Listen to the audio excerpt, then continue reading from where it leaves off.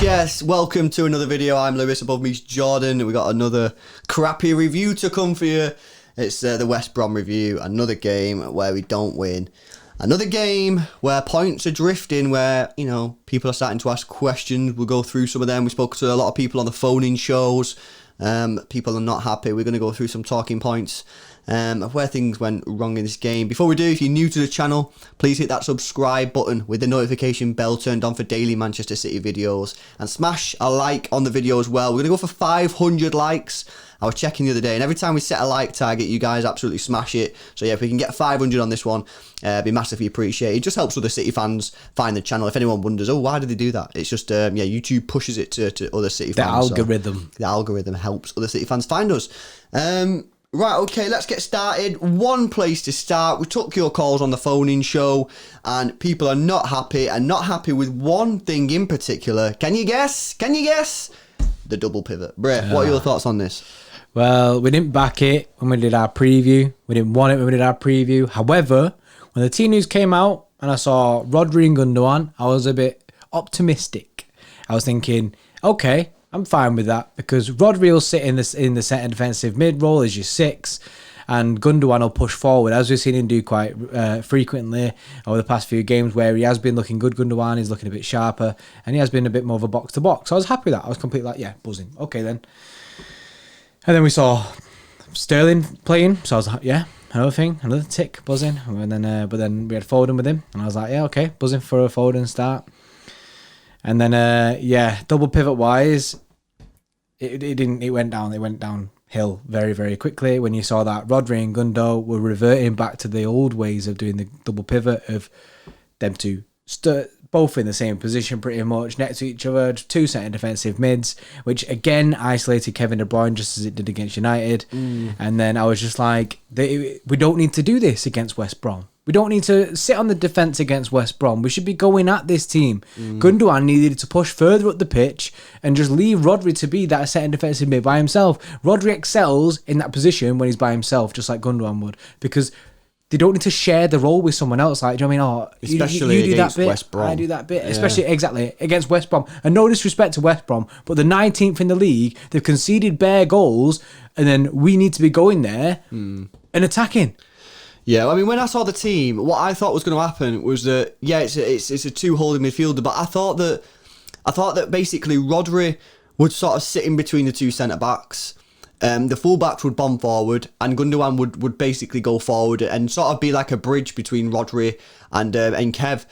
But first off, as you said, bro, that just didn't happen. Rodri and Gundogan were square to each other. You know, it was completely a 2 holding midfielder situation. Kev, yet again, was on his own, and yeah, there was no surprise yet again that, you know, he struggled because he's on his own. You know what I mean? So you can, and it's horrible to see as a City fan, because you can see how frustrated he is. Yeah, you can. It's frustrating for us, but it's frustrating for him on the pitch. You can see that he's getting frustrated with the situation now as a City fans, and I just think, you know, I didn't really agree with what Pep did against United, playing the way he did. I personally think he should have gone for it, but I understand the reasons that he went for that decision. However, today I can't agree with what he's done. I think he's made a mistake playing the holding midfielders like that. I think it was completely unnecessary. I think he's going way too overkill.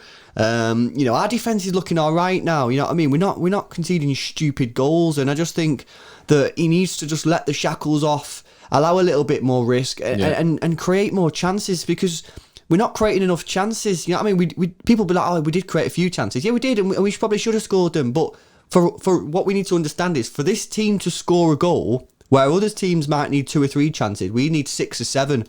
And we're not creating 6 or 7. We're creating 3 or 4, and we're scoring 1 a game. So we need to create more chances. And by playing the double pivot, the way he did against West Brom at home, I thought was ridiculous. Moving on. We've played inverted wingers all season. A lot of people are getting a bit fed up with the inverted wingers. People calling us Invert FC, Inverted Winger FC, or whatever you want to call it. And when I saw the team today, I thought that he should have played inverted wingers. We have Mendy and João Cancelo playing. right? Who are flying forwards. They're gonna bomb forward and occupy them wing positions, right? And you got Foden and Sterling. So I naturally thought, as I think most people probably did, oh right, okay, Foden on the right, Sterling on the left. No, that didn't happen, and I just find it absolutely bizarre because, you know, there were times during the game where Cancelo was playing inverted in the midfield because he couldn't go wide because guess what? Sterling was there. Now that, for me, it just makes no sense. You played attacking fullbacks, but then you're limiting what they can do because you're playing wingers who are going to hog the touchline.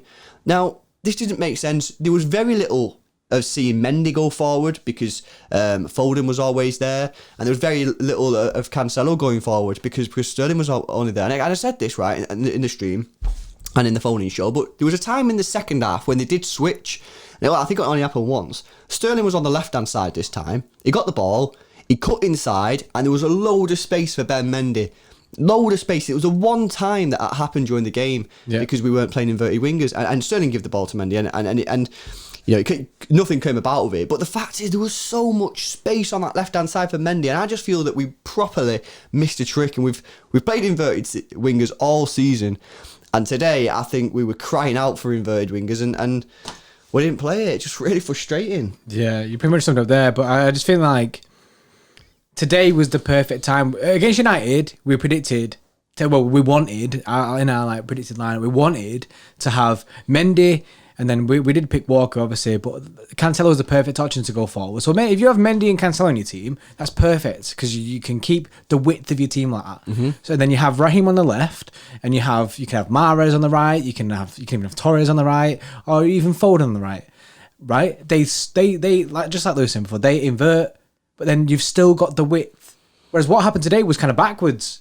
It was you had two left-footed players on the left-hand side, so completely just flat on both wings, and then it enables their fullback to just be like, yeah, well, I'm on a chiller now because I know that they're just always going to go with a stronger foot. Yeah. They're always going to go with that stronger foot. I don't have to worry about them cutting inside, dragging me out of position or anything. And then the thing is with the team, like West Brom, when they just sit back and have 11 men behind the ball, you need them you need to keep your width as well because you spread the ball across the pitch and it opens them out, and then you just keep relentlessly going at it. And I feel like having Raheem on that left hand side, I know it only happened once in the game, and then substitutions were made and we never saw it again, which I feel like was a mistake. We should have seen Mendy down that wing more, and then Raheem on the same side as Mendy to create the space. And we wanted that against United. I wanted it again today. When I see Mendy in the lineup, I was thinking, buzzing, it's going to happen today. It's going to happen, and it just didn't. And it's a shame, really, because I feel like we're really missing something that could change the way that we're playing. And yes, nothing came about it when Mendy did get that opportunity, but it was an opportunity to cross into the box, something that we're very limited to. So I just feel like we are missing a trick with this. Yeah. No, I agree. Let's move on to the goal that we conceded. Nathan Ake, he comes in the side. First of all, I think that was also another mistake. Yeah. I just think, we've struggled for so long to get a defence which has been decent. Like last season was such a struggle. We've seemed to have found a decent, partnership here between Stones and Diaz. And I know they've played a lot of football recently, but there's some times when you just got to look and say, I ain't changing it. I'm just going to keep playing them. And I said, we was having a conversation today in the Discord server with the Xtra Club members about this. And I said I wouldn't change it. I'd keep Stones and Diaz in. Don't change what you don't need to change. I get that they played a lot of football, but if it ain't broke, we're not conceding goals. That's a great basis to try and win football matches when you're not conceding goals. He changes it. He puts Ake in. And I like Ake, I think he started really well to his career. Yes. But he had a mare today. There's no other way of saying it. It was his fault for the goal. And if you don't think so, then I'd just say to you, why is he trying to wrestle the guy? The guy's not facing our net. He's facing his own goal. Just get your body behind him and make him pass the ball. He doesn't. He tries to win it. I don't know what he's doing, to be honest. He gets laid on the floor. The rest of it's probably a bit lucky. It takes a deflection. But even in the second half, there was rough moments. And I just think that, I think if Pep's truth, he's true to his word and he's talking about form, that I think Ake he'll put out the team. And it's a shame, really, because he has had a really good start to his life at City, and I actually really like him as a footballer. So I hope he does get more chances in future. You know what I mean, with this new Pep system of apparently picking players that are in. Yeah, I'm sure he will, but obviously he's had a rough night, and at the end of the day, we conceded a goal because of his mistake, and you could argue that cost us. It probably did. Right, let's move on to player ratings. We've changed it slightly. We all know that you hate our player ratings, so we thought, what can we do different? So we thought what we'd do is get our Xtra club members to decide the player rating. So they decide it in the Discord server. They rate each player, and then we give the rating based on the vote that gets the most votes. Basically, we have a cool interactive system with this as well. So big up Wild Fig from the Manchester City Discord server. He pretty much helped us do this, and he's absolutely smashed it for us. So it is an interactive rating system where they can pick the number along the line, and it's the first time we've ever tried it, and it's actually worked really well, which I'm actually surprised at. So let's go through these ratings. By the way, if you want to get involved next time, the link is in the description if you want to join the Xtra club. All 3 tiers get you access to this Discord, and you can have your vote and be part of the community that's voting on these player ratings. Right, let's go through them then. So obviously these aren't our votes anymore, so we're interested to see. So we're off basically, guys, we're off the hook. Yeah, we're off the hook. So all your comments aren't to us anymore. That's true. Right, let's go through the defence. Edison gets a 6. I don't know if that's a bit harsh. I don't think there was much he could have done about the goal, although there's been a few people saying that he is a bit suspect, but we've not seen that many replays.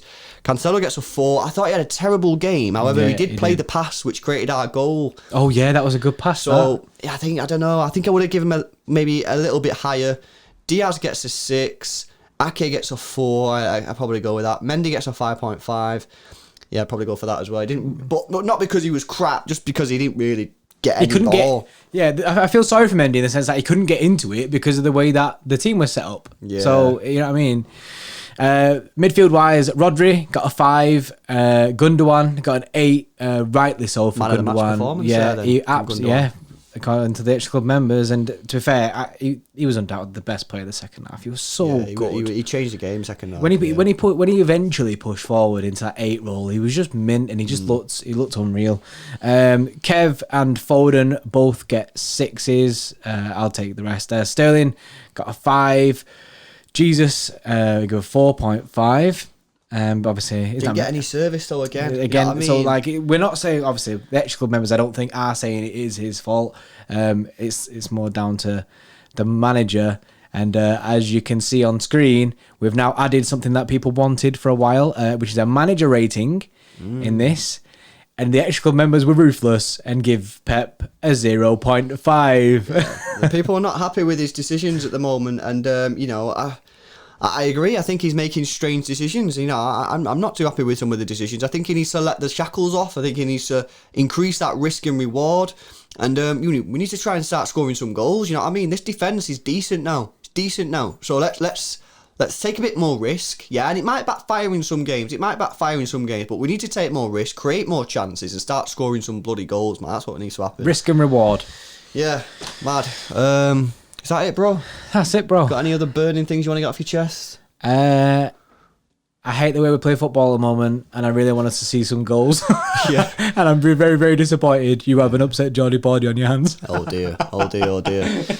Right, guys, we'll leave it there. Thanks a lot for watching. Smash a like. We're going for 500 likes. Go buy stuff from our shop. Yeah, we'll put the merch thing in the description. Subscribe to the channel if you're new, and we'll catch you in the next one.